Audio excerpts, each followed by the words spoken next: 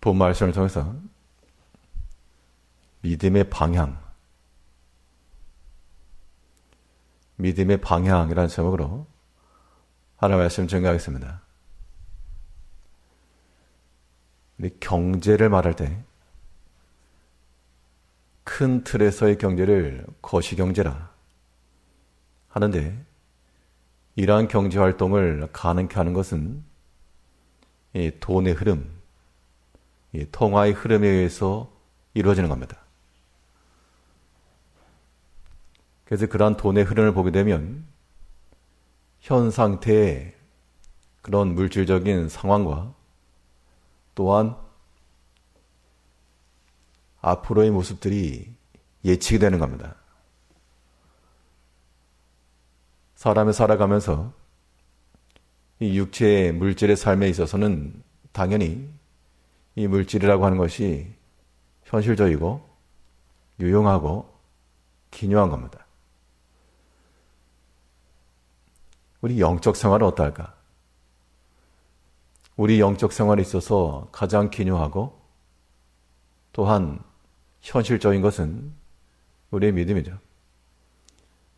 돈의 흐름이라고 하는 것이 그 나라와 그 공동체의 재정 건전성과 또한 앞으로의 방향을 보여준다 그러면, 우리 신앙인들의 믿음의 흐름이라고 하는 것은 우리의 매일같이 일어나는 일들에 대한 그 믿음의 방향이 어떠한가에 따라 그 사람의 현재적 영적 상태와 더불어,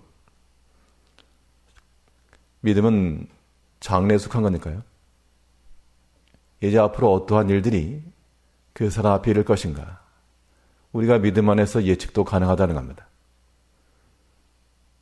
그러면 우리가 유명한 경제 전문가들과도 같이 이 믿음에 있어서의 전문가들이 되어 우리의 모든 행함 가운데 있는 믿음이 어떠한 방향으로 가서는 안 되고 어떠한 방향으로 흘러가야 될지 예측할 줄 알고 또한 실행에 옮길 수 있어야 됩니다. 우리 믿음이라고 하는 것이 이 세상의 모든 물질을 다 포함한 우리의 믿음이라고 하는 것이 어떠한 방향으로 흘러가야 될 것인가. 오늘 본 말씀을 통해 살펴보시면, 먼저는 금지의 영역인데요, 가지 말아야 될 것. 우리의 모든 판단과 결정들이 믿음 안에서 이루어진다는 것은 탐심의 방향으로 향하지 않아 한다는 겁니다. 그 어떠한 것이건 우리 마음속이라는 욕심과 과도한 자기를 위한 것일 때는 그러한 행위라고 하는 것은 결코 성취될 수 없고 성공할 수 없다. 비록 눈에 보이는 것이 되었을지라도 하나님께서 그것을 허락지 않으신다는 겁니다. 우리 믿음의 방향이라고 하는 것은 결코 자기 자신만을 위한, 자기의 욕심을 채우기 위한 방향으로 흘러가서 안 됩니다.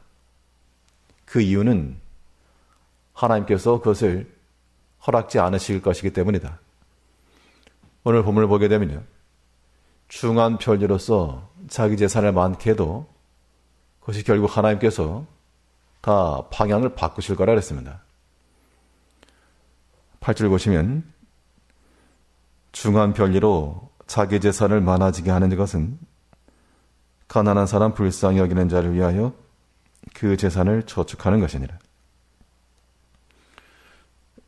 재산을 많아지게 하는 것에 대해서 그걸 불법이라 말하지 않았습니다. 그런데 중한 편리로, 이 고리대금 같은 그러한 중한 편리로 하는 것을 이미 성경에서는 금하고 있었고, 이 중한 편리라고 하는 것이 그걸 갚아야 될 당사자에게 있어서는 과도한 짐이요, 또 큰 고통입니다. 그래서 하나님께서 그런 것을 금하셨는데, 그 하나님이 금하신 것을 알고도 그 재산의 많아짐을 위해서 쉽게 부해질 수 있는 탐심을 향해 나가게 되면 비록 많아질지라도 이것이 다른 사람을 위하여 저축하는 것이 된다. 당연히 하나님께서 그걸 움직이시는 거지. 뭐 사람이 뺏어다가 하는 건 절대 아닙니다. 우리가 단지 물질만 아니라요. 우리의 모든 판단과 결정을 보게 되면 우리가 얼마나 자기중심적이고 얼마나 구두쇠적이며 얼마나 탐욕스러운지 경악할 정도입니다. 우리가 겉으로 드러난 모든 모습들은 다 선량하나 믿음에 차 있으나 그러나 우리가 결과적으로 모든 선택의 순간들에 있어서 항상 자기 자신의 것을 위하고 그 마음의 욕심을 따라가며 육체를 위하고 이러한 모든 것들은 중한 별리로 재산을 많아지게 하는 것과 다를 바가 없다는 겁니다. 그것이 자신을 만족해 할지라도 그러나 다 엎어질 잔과도 같은 겁니다. 초보적 식견에서는 그런 것 행할지라도 이러한 경향을 뻔히 알아먹는 우리 믿음의 전문가들에 있어서는 탐심을 향한 것은 결국 사망이요, 죄에 이른다. 이런 것들을 인지하시고 자기 자신을 위한 욕심을 따라가는 이런 건 버려야 됩니다. 그럼 우리 믿음이라고 하는 것이 어떤 방향으로 흘러가야 되는가요? 섬기는 방향으로 나갈 것을 말씀하고 있습니다. 섬김이라고 하는 것은 돌아보는 겁니다. 형제를 돌아보고 또한 교회를 돌아보며 또한 주를 돌아보고 우리가 낮은 자가 되어 나의 필요와 도움이 있을 곳이 어딘가. 그래서 우리가 움켜쥐는 손이 아니라 펴는 손이 되고 돕는 손이 될 때 그것이 우리를 더욱 번성케 하고 부욕케 하는 겁니다. 이것이 우리의 믿음의 흐름이 일어나는 것이요.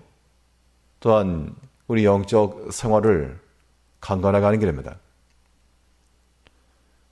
중한 별리로서 재산을 많아지게 해도 결국에는 불쌍히 여기는 사람, 다른 사람을 긍휼히 여기고 살피고 돕고자 하는 사람을 위해서 쌓여지는 거라 그랬습니다. 8절 다시 보시면 중한 별리로 자기 재산을 많아지게 하는 것은 가난한 사람 불쌍히 여기는 자를 위하여 그 재산을 저축하는 것이니라. 그때 우리는 이 물질적인 측면에 대해서 누가 많이 벌었다, 많이 가지고 있다, 그런 걸 부러워할 것만도 아니고요. 우리가 믿음 가지고 나가면 이 땅에 있는 모든 것들을 또한 하나님께서 이루시고 다스리시고 또한 바꾸기도 하신다. 우리가 주를 섬기기 위해서 필요한 것이 있다 그러면 내 수중의 것이 없어도 하나님께서 이미 중한 별리로 재산을 번성시켜 놓았던 그 금고에서 꺼내서라도 우리의 믿음의 일을 넉넉히 도우실 수 있다. 우리가 그런 믿음만 가지게 되면 세상에 있어서의 그런 여러 가지 연약함과 부족함과 모자란 것만을 가지고 우리 믿음이 제한받지 않을 겁니다. 참으로 하나님의 능력이라고 하는 것은 가히 우리가 상상할 수 없는 방식에서부터 이루어지는 경우가 많고 우리가 전혀 기대할 수 없었던 곳에서부터 일이 되는 것도 비일비재합니다. 결국에 믿음으로 산다는 것은 이 중한 별리로 많은 재산 쌓아놓고 우리 눈으로 확인된 그러한 계산에 의해서 이루어지는 것이 아니라 측량할 수 없고 헤아릴 수 없는 그 하나님의 능력 의지하는 것으로 살아가는 것을 의미하는 겁니다. 우리의 물질 생활이라고 하는 것도 우리 믿음 안에 포함시켜서 우리가 다 주께 드리며 아낌없이 드리고 돈의 문제만이 아닙니다. 우리 자신을 또한 겸손히 드리며 즐거이 드리며 우리의 모든 시간도 드리고 우리의 마음과 우리의 육체까지라도 주를 위해서 쓰임받을 수 있도록 우리가 다 쓰임받을 때 이것이 선한 방향에서의 믿음의 흐름이요. 그런 건전한 믿음의 흐름이 있어야 그 영적 생활이 견고해져 나가는 겁니다. 우리가 경제적 상황들이 원활해지고 더 번성해지길 바라는 것만큼이나 우리 영적인 상황들도 개선되어지고 더 나아져 가야 됩니다. 그러기 위해서 우리의 믿음의 방향이라고 하는 것이 우리가 주를 위하노라, 믿음으로 행하노라 말하면서 결국엔 자신을 위하여 탐심을 따라 육체를 위하는 것을 흘러가지 않도록 다 막으시고 오직 우리의 모든 믿음의 방향은 살리는 것과 섬기는 것과 하나님의 교회와 믿음의 성도와 우리 하나님께로 향하여 우리의 모든 것을 다 드림으로 즐겁게 섬기고 또 필요한 것들은 하나님 공급하신다. 그 믿음 하나 가지고 오늘 하루도 우리 육체의 삶과 영적인 삶을 살아가는 성도님들 되시길 바랍니다. 기도하겠습니다.